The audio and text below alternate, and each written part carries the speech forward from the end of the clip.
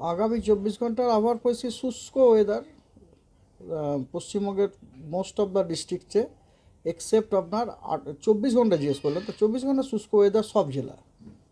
খালি ফগের সম্ভাবনা আছে ভোরের দিকে, ইন্টেন্স ডেন্স ফগ বিক্ষিপ্তভাবে কয়েকটা জেলায় উত্তরবঙ্গে, সেগুলো হচ্ছে মালদা, দার্জিলিং, জলপাইগুড়ি, আলিপুরদুয়ার এবং কোচবিহার।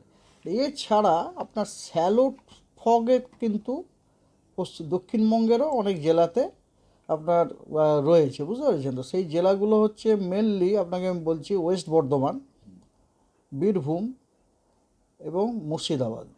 ঠিক আছে, এই জেলাগুলোতে স্যালো ফগ থাকার সম্ভাবনা আছে, স্যালো টু মডারেট ফগ, হ্যাঁ, এক দু জায়গাতে থাকার সম্ভাবনা আছে।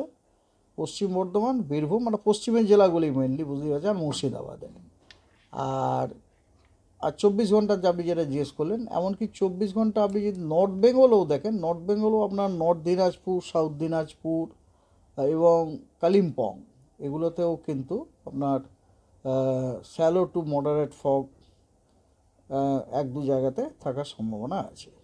এছাড়া ওভারঅল যদি আপনি সারা সপ্তাহের ফোরকাস্ট বলেন, সারা সপ্তাহের ফোরকাস্ট যদি বলেন, তাহলে সেক্ষেত্রে আপনার প্রথম কথা বৃষ্টিপাত নেই, এক্সেপ্ট 28 তারিখে কেবলমাত্র উত্তরবঙ্গের দুটি জেলাতে হালকা বৃষ্টিপাত বিক্ষিপ্তভাবে এক দু জায়গাতে হওয়ার সম্ভাবনা আছে। সেই দুটি জেলা হলো দার্জিলিং এবং কালিম্পং। এটা বাদ দিয়ে পশ্চিমবঙ্গের কোনো জেলাতেই আগামী 7 দিনে কোথাও বৃষ্টির সম্ভাবনা নেই। আর কেবলমাত্র ফগের কথা আমি বললাম। আর ফগ আপনার হওয়ার সম্ভাবনা আছে, যেমন আজকের ফগের কথা আমি বলেইছি অলরেডি। আজকে যেটা বললাম সেটা কালকে সকাল 8:30 পর্যন্ত থাকার কথা।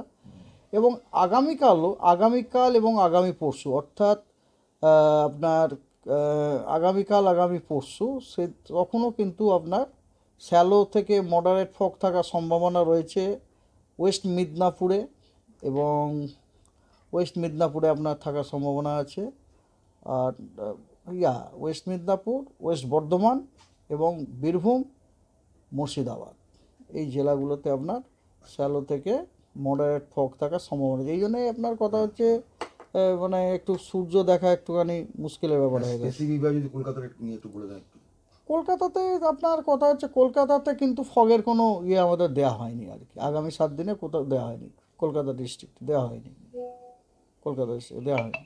আর ঠান্ডার ব্যাপারটা কি থাকবে? মিনিমাম টেম্পারেচার ধীরে ধীরে 3 থেকে 4 ডিগ্রি কমবে, ধীরে ধীরে। মানে আপনি কালকেই 3 থেকে 4 ডিগ্রি কমে যাবে তা না, কাল হয়তো 1 ডিগ্রি কমলো, তারপরের দিন হয়তো আরও 1 ডিগ্রি কমলো, এই করতে করতে আগামী 3-4 দিনে বাদে দেখা যাবে যে মিনিমাম টেম্পারেচারটা আজকের থেকে 3-4 ডিগ্রি কম রয়েছে আর কি। আজকে কত আছে? আজকে মিনিমাম টেম্পারেচার না, জাস্ট এ মিনিট আপনাকে বলছি। আজকে সকালে মিনিমাম টেম্পারেচার আপনার, জাস্ট এ মিনিট, কলকাতাতে ছিল, কলকাতায় মিনিমাম কেন দেখাচ্ছে না কেন, জাস্ট সামথিং আছে। মিনিমাম টেম্পারেচার আজকে 16 পয়েন্ট সামথিং। ম্যাক্সিমামটা তো আপনার এখন হবে না, ম্যাক্সিমামটা তো 5:30টার সময় হবে। ছিল কত গতকাল তো? হ্যাঁ হ্যাঁ, just a minute, weather section. হ্যাঁ,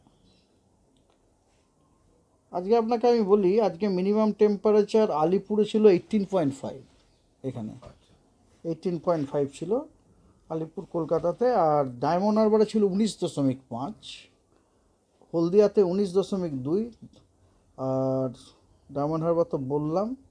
দমদম হচ্ছে 17 ডিগ্রি ছিল। আর আপনার পুরুলিয়াতে ছিল 11.1। আপনি বলতে পারেন দিস ওয়াজ দ্য কলাইকুণ্ডাতে 20.2 ছিল ইভেন। আপনি বলতে পারেন সাউথ বেঙ্গলে মিনিমাম টেম্পারেচার ওই পুরুলিয়ারটাই 11.1, ঠিক আছে। আর উত্তরবঙ্গে প্লেনে আপনার মিনিমাম টেম্পারেচার ছিল মাঝিহান বলে যে একটি জায়গায়, সেখানে 9.8 ডিগ্রি সেন্টিগ্রেড ছিল, সেটাও যথেষ্টই বেশি আর কি, মিনিমাম টেম্পারেচার বেড়ে গেছে আর কি, ঠিক আছে। আর এই মিনিমাম টেম্পারেচার আপনার ধীরে ধীরে 3 থেকে 4 ডিগ্রি কমার সম্ভাবনা আছে আগামী 3-4 দিন। কিন্তু 3 থেকে 4 ডিগ্রি কমবে না, তবে ধীরে ধীরে পড়ার পদ্ধতিটা শুরু হয়ে গেছে। নতুন কোনো সিস্টেম কি কিছু না না, ওই নতুন যে সিস্টেমটা পাস করে যাবে তার জন্যই আপনার ধীরে ধীরে ধীরে ধীরে আমরা পাবো। জাতীয় শীত কি আর পড়বে? নো নো নো, জাতীয় শীত আর পড়বে না।